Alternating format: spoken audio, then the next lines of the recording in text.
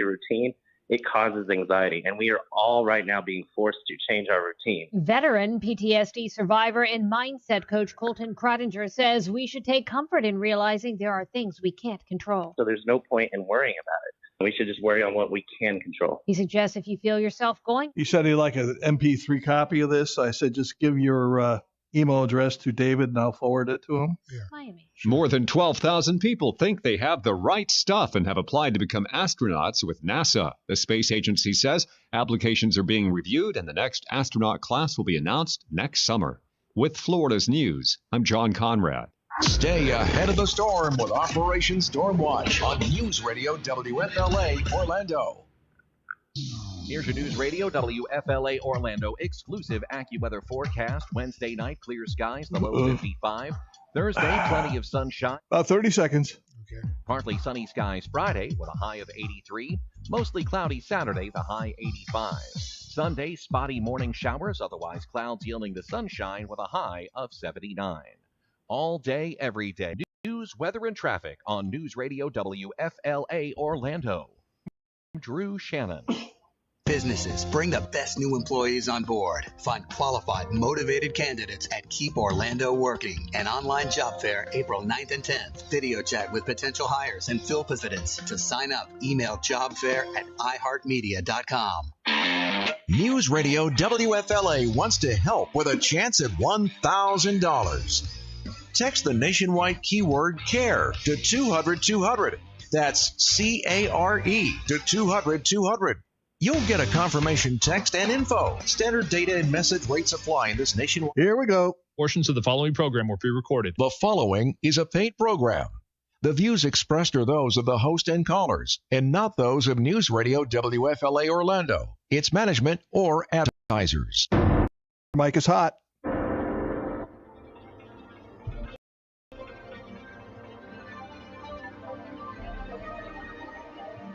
From the heart of Central Florida, you're listening to the most electrifying show in media. A Neighbor's Choice.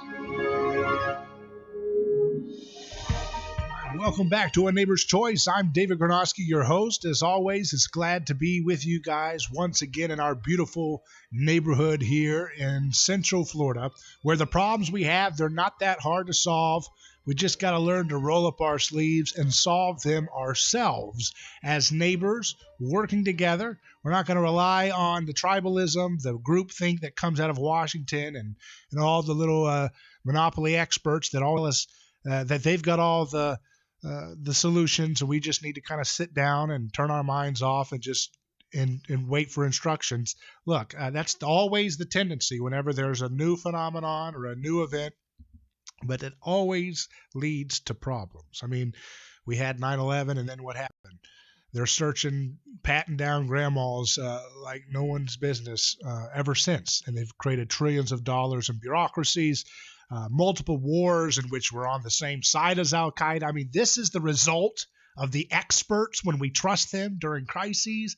I am very suspicious of that. Nevertheless, this is a program that's dedicated to expanding our minds, educating our neighbors together here in the local community and around the world. That's our goal. That's our priority. It's to tune out the negativity, to tune out the busybodies, and to just use a little bit of common sense and a little bit of ethics, right? Ethics means skin in the game. It means you don't go trying to plan out other people's lives and then not assuming any of the risk if things go down. And that's what happens with bureaucrats and their crony friends in the institutional gatekeeper establishment.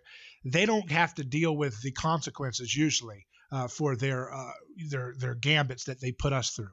And so tonight, we're going to do a deep dive into the Food and Drug Administration and their interaction with this latest pandemic. We're going to unpack this with an acclaimed journalist and a USA Today columnist, James Bovard. How you doing, James? Hey, doing good. Thanks for having me on the program. Yeah, and I've always enjoyed reading your work and seeing your stuff, and you're really good at unpacking and getting into the nitty-gritty about things that a lot of times the media just doesn't cover because they they tend to share a kind of worldview that's very, very sycophantic to centrally planned bureaucracies. Do you see that? Well, yeah. I mean, they have their sources and the agencies, and they take good care of them. So, is that really all it takes? As long as you get taken out to dinner and you feel like you're part of the cool kids, that's enough?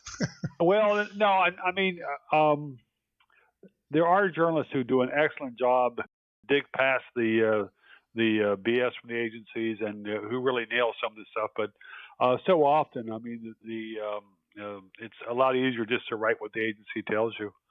So, and that's I see so much of that for some of the programs, especially like the FBI. But most of the press coverage of the FDA has been very. Food and Drug Administration, for instance, has been very deferential, but that may be starting to change here as the level of fiasco keeps multiplying. Yeah, it's amazing. I've literally seen. I remember seeing like Katie Couric doing a CBS newscast in the evening news where she was literally reporting as her story. It was literally It was the press release that the FDA had released that day about the same story.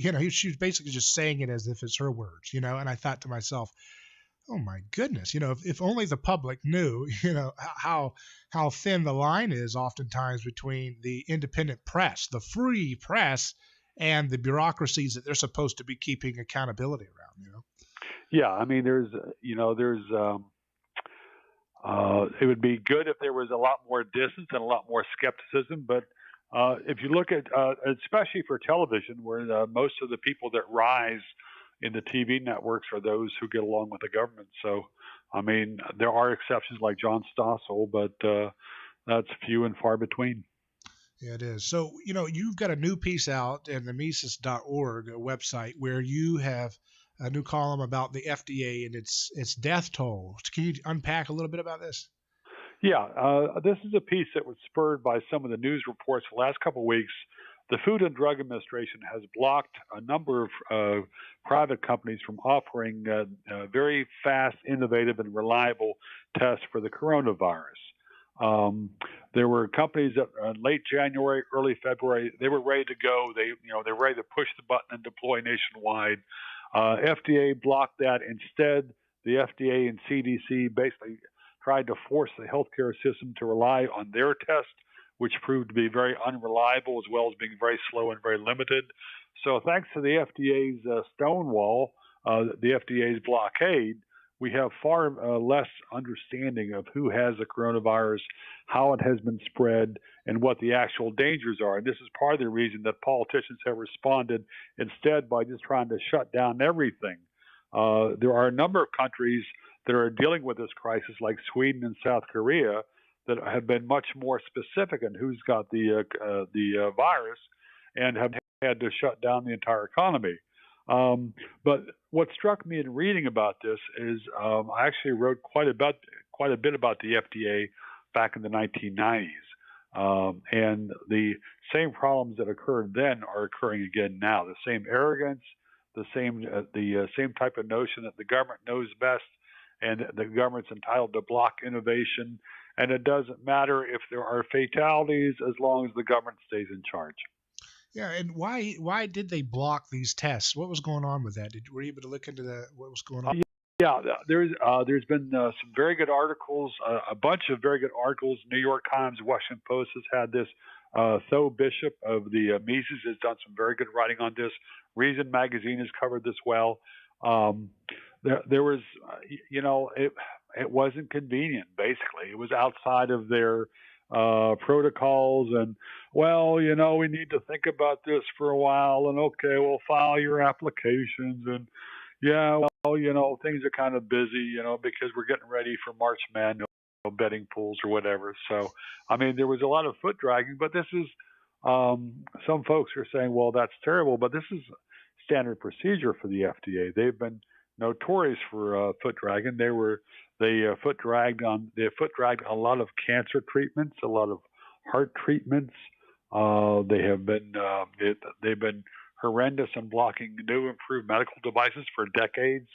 And so this is not really anything new for them, but it's much more. I'm happy to see the carnage from the FDA blockade getting a lot more coverage in the media.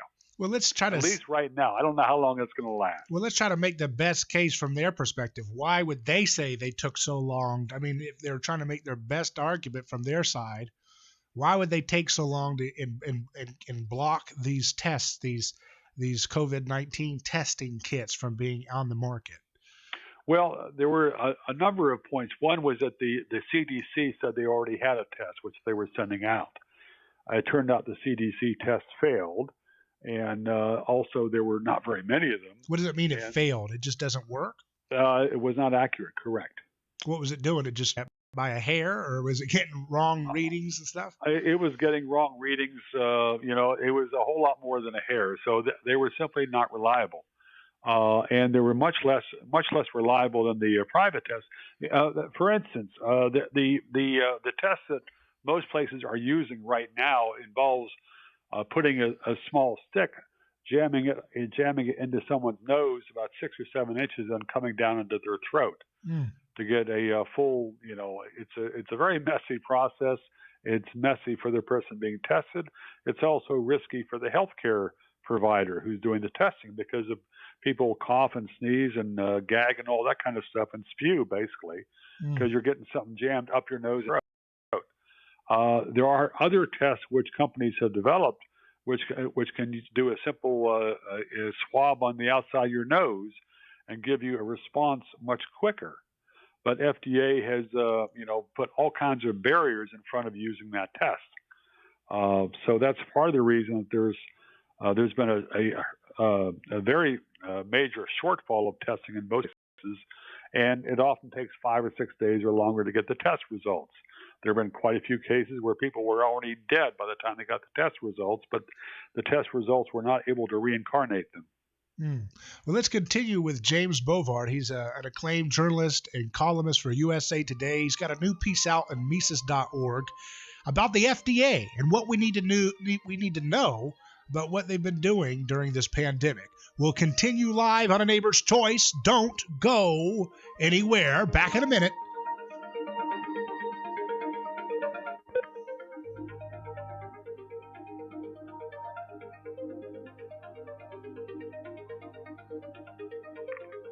Jake.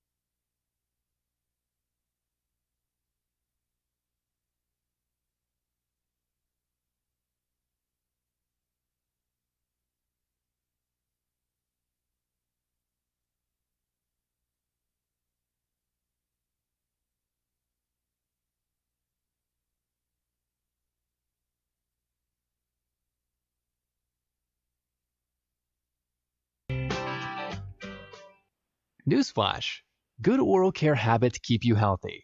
That means brushing your teeth for 2 minutes, twice a day, and flossing regularly no matter what brand you use. Quip makes things that make good habits simple, starting with an electric toothbrush, refillable floss, and anti-cavity toothpaste. Quip's electric brush has sensitive sonic vibrations with a built-in timer and 30-second pulses to guide a full and even clean. Their well-designed floss dispenser might make you actually want to floss, with pre-marked string to help you use just enough. Plus, Quip delivers a fresh brush head, floss, and toothpaste refills to your door every 3 months, with free shipping, so your routine is always right.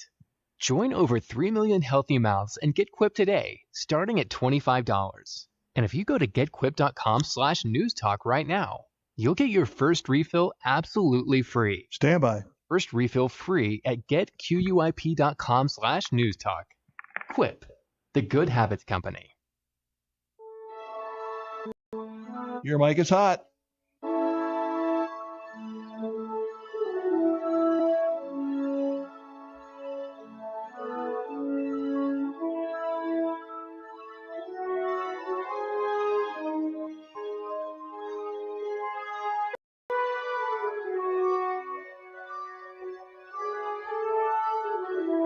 Welcome back to A Neighbor's Choice. I'm David Gornoski, your host. We're live. We're here in Central Florida and around the world with our Facebook live stream and YouTube live stream going out to our friends and followers of A Neighbor's Choice everywhere. And we have James Bovard here with us. He's an acclaimed journalist and investigative reporter. He's also a columnist for the USA Today newspaper. And he's got a new piece out at Mises.org about the FDA and its role and lack thereof in terms of preventing this pandemic from being the problem that it has become. James, you would say that perhaps they have been a key player in making it the problem that it's become, haven't they? Yeah, well, there were a lot of private companies that recognized that the situation was getting out of control. They saw what was happening in South Korea. They saw what was happening in China, and they were moving as fast as they could so that Americans would have as much warning as possible about when this train wreck hit us. But the FDA, for its own convenience, for its own prerogatives, chose to block a lot of these companies from offering their products to the American public as quickly as possible. So there you go. When you see this kind of ineptitude, I don't understand it. Is it just laziness? Is it ineptitude? Is it arrogance? I mean, what is really going on here? I mean, the media would have us believe that we wouldn't be able to exist without all these massive bureaucracies. I mean, every question in the White House press, briefings, everything is framed under how can you be better overlords for us? It's never about why are you doing what you're doing? Get out of the way. It's always framed. If it is beyond the personalities, obviously everything is always about trying to do a scapegoat game about who to blame in the presidency or what have you. But if they ever go farther than that in the media, it's just more about, well, tell us how you're going to manage our lives, and why don't, but yet, as you're pointing out here, the ineptitude, the incompetence at least is breathtaking here. Yeah, and this is, folks are paying more attention to the FDA right now, but the same pattern goes back at least to the 1990s. So it's not like things have gotten better. There are some very good individuals who work at the FDA who've done their best, some talented folks, but the system has blocked speedy responses to dire threats like this one. So, and there's no reason to expect the FDA to get it right next month. Right. So, what are some of the other things that you've been looking at that maybe they've kind of held up? One of the things that particularly annoys me is their getting in the way of promising drugs and treatments. They really like to tamp down on innovation, it seems. Of course, Trump made a big noise about this. Some of the small studies that have continued progress, and other doctors around the world are using them, including hydroxychloroquine and azithromycin and some other things in this little combo. These are all generic relatively cheap drugs. And Trump made some noise about it, and then the FDA and everybody else said, "Oh, hold on." Now they did an emergency approval for hydroxychloroquine, I believe, right, but not the other. Yeah, I haven't checked that the last day or so, but there's been a long history going back to the 1990s of the FDA seeking to block off-label uses for approved drugs. Now, an off-label use, this is a phrase that arises because of how the testing is done to get